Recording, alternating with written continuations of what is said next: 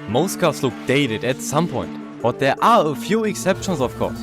And one of the best looking ones is the Lamborghini Aventador. Their styling is just like from a different planet. And they have 6.5 liter V12s coupled with all-wheel drive. And they sound incredible. They also produce about 700 to 780 horsepower, depending on the model you look at. So let's dive a little deeper into each one of them. The first generation, called the LP700-4, was launched in 2011 and was then joined by the Roadster in 2013. Both of them were built until 2016 and had 700 horsepower. They also used 7-speed single-clutch automated manual transmissions, basically e-gear. And by already using tech like carbon fiber monocoques, they could achieve 0 to 100 times of 2.9 seconds, as well as 350 km/h top speeds. They built a total of about 5,000 cars, and they're like the entry-level Aventador. But they still are freaking great, because the first gen was really successful. They came up with the SV in 2015 and added the Roadster in 2016. They increased the power output to 750 horsepower, hence the name LP750-4, but they used the same 7-speed transmission. Apart from power, they also made other improvements, like weight reduction. They saved about 50 kilos and put carbon everywhere. They also had better aerodynamics, so the downforce was increased by 180%. So they got a new front, new diffuser and an awesome looking wing. And they also upgraded the steering, electrics, handling and suspension. So they were able to get 0 to 100 times of 2.8 seconds. But they got the same top speed of 350 km/h because they limited it. The production ended in 2017 and in the end there were 500 coupes and 600 roadsters. They basically are the track version of the Aventador and my personal favorite generation. To make a less track-style car again, the Aventador S was introduced in 2016. It's a direct upgrade of the first gen and called the LP740-4. They have 740 horsepower and were able to get 0 to 100 times of 2.9 seconds. The Roadster that came in 2017 has of course the same power, and for the third time there is a 350 km/h top speed, as well as the same 7-speed e-gear transmission. They also added innovative tech like carbon ceramic brakes, 4-wheel steering, again updated suspension but with different driving modes. Then of course again a new front, rear and interior, and also better aerodynamics than the first gen.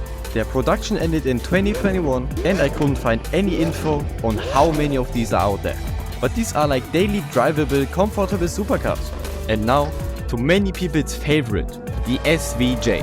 The coupes were launched in 2018 and the Roadsters in 2019 and it was codenamed the LP770-4. So as you all guessed, they had 770 horsepower and yet again the same 7-speed transmission, but they combined all that power with a bunch of carbon and titanium, which made them way lighter again. All that allowed them 2.8 seconds 0 to 100 times and the top speed of 352 km/h. So in 2018, a prototype beat the Porsche GT2 RS on the Nürburgring by 3 whole seconds. It also was the first Lamborghini with the new active aero system and it had 40% more downforce than the SV. They also added a bunch of racing tech stuff, so they yet again changed the suspension, added a whole bunch of aero stuff and made it the craziest Aventador ever. They ended the production in 2021 and totaled it out on 900 coupes and 800 roadsters. And before we get to the last gen, I want to apologize for the audio quality in this video. My mic is not working how it usually does and I spent like the last 2 days trying to fix it and now I turned out to be sick. So yeah, it sucks. But let's get on with it. The last generation of the Aventador is called the Ultimate. They introduced it in 2021 and the Roadster in the same year actually, and the codename is LP780-4. It just is the fastest and most powerful Aventador. They have 780 horsepower and accelerate from 0 to 100 in 2.8 seconds and have a top speed of 356 km/h. And they somehow still use the 7-speed single clutch e-gear transmissions. That is so crazy. They are also quite a bit lighter than the SVJs and they have very limited production. With just 350 coupes and 250 roadsters, they built 600 cars and ended the production in 2022. I think it's pretty sad that they are the last pure Lamborghini V12. Next on the list is already the 1000 horsepower hybrid Revuelto, and they also used the Aventador platform for so many cars, like the Veneno, Centenario, Cyan and the new Countach. So it was super important for the brand. They also sold more Aventadors than Countaches, Diablos and Murcielagos combined. They also defined their new design language and took the Revelton a lot further and basically perfected its idea. And now to something that might surprise you. For being high-performance V12 supercars, they are actually pretty reliable. You can't compare them to normal cars, of course, especially with the repair costs when something breaks.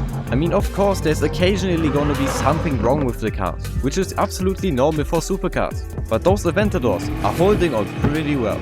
They basically use the same engine and gearbox for like 11 years.